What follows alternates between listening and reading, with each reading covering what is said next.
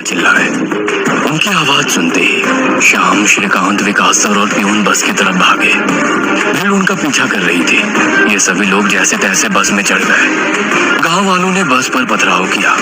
बस के कांच तोड़कर बच्चों के शरीर में उसके टुकड़े घुस गए, लेकिन उसमें से कोई भी नींद से जागा नहीं था, क्योंकि वो सब छलावे के प्रभाव से मोहित होकर सो गए थे। श्याम, विकास सर और श्रीकांत के शरीर में भी कांच के टुकड़े घुस गए थे। कुछ लोग बस के सामने खड़े होकर रोड से बस को तोड़ रहे थे कि तभी ड्राइवर ने उन पर बस चढ़ा दी और बस वहां से चल पड़ी। जैसे तैसे बस गांव से बाहर आ गई। हर कोई अपने शरीर से कांच के टुकड़े निकालने में लगा हुआ था। श्रीकांत अपने हाथ में घुसा कांच का टुकड़ा निकाल रहा था कि तभी प्यून वहां पर आया।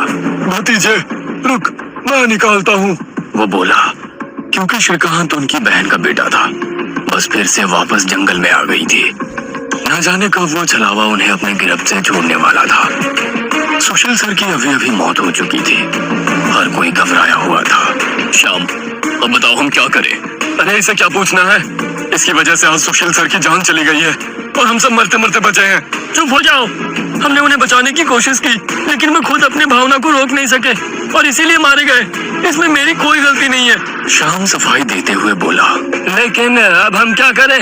हमें बस सुबह होने का इंतजार करना होगा और बिना कहीं रुके बस चलाते रहना होगा। अरे लेकिन बस में इतना डीजल भी नहीं है कि सुबह होने तक चले। अगर बस का डीजल सुबह से पहले खत्म हो गया तो हम इस छलावे का शिकार हो जाएंगे। ये भी है। ये छलावा तो मेरे सोच से ज्यादा ताकतवर निकला।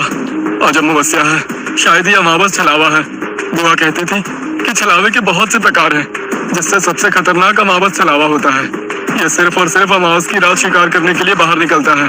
इसे अकेले 2 या 3 लोगों की शिकार करना पसंद नहीं है। जहाँ पर यात्री बहुत सारी संख्या में होते हैं, बस उन्हीं पर यह छलावा हावी हो जाता है। वो सबसे पहले सबसे ज्यादा कमजोर और सफर में थके हुए इंसान को ढूंढता है, उन्हें डर दिखाता है, और जब उसकी डर से मौत हो जाती है तो उसके शरीर पर कब्जा करता है और बाकी यात्रियों के बीच में रहकर उन्हें गुमराह करता है। उन्हीं छलावे में बस घूमता रहता है और जब सभी यात्री थक जाते हैं तब उनका शिकार करता है। और मेरे हिसाब से हम जिस छलावे के चंगुल में फंसे हैं वो अमावस छलावा ही है, और वो भी हमारे बीच में ही है। श्याम डरावनी आवाज, सारे सरकारी कामों को ऑनलाइन, अभी हमारे बीच में ही है। श्याम डरावनी आवाज में बोला। यह सुनकर सभी के होश उड़ गए थे। वो सब तो ठीक है, लेकिन अब हम इस छलावे से बाहर कैसे निकले? ड्राइवर ने पूछा।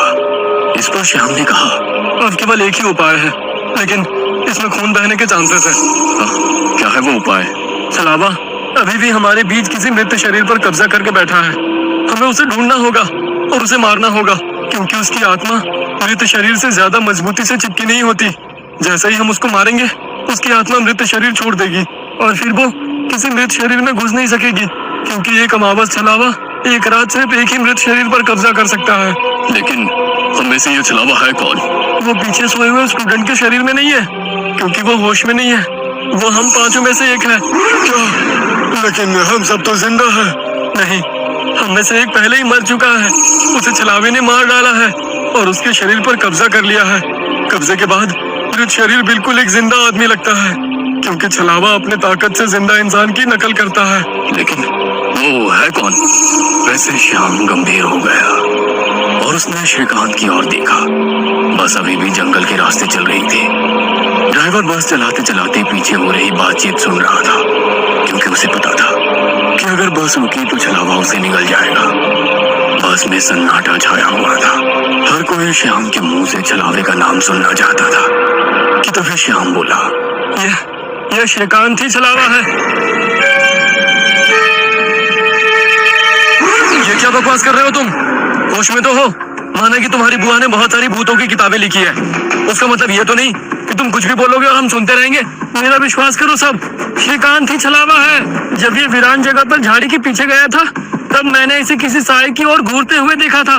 जब मैं देखने के लिए आगे बढ़ा, तभी मेरी चप्पल में कांटा चुभने की वजह से मेरी चीख निकल गई और वो साया वहां से गायब हो गया। शायद तभी उसने श्रीकांत को पकड़ा होगा और उसके शरीर पर कब्जा किया होगा। जल्दी से इसे मार डालो, वरना ये भाग जाएगा। ये सुनकर सभी के होश उड़ गए। लेकिन उसकी बात में कुछ तो वजन था। ए श्याम, जबान संभाल कर बात कर। भतीजा है ये मेरा, अगर इसको किसी ने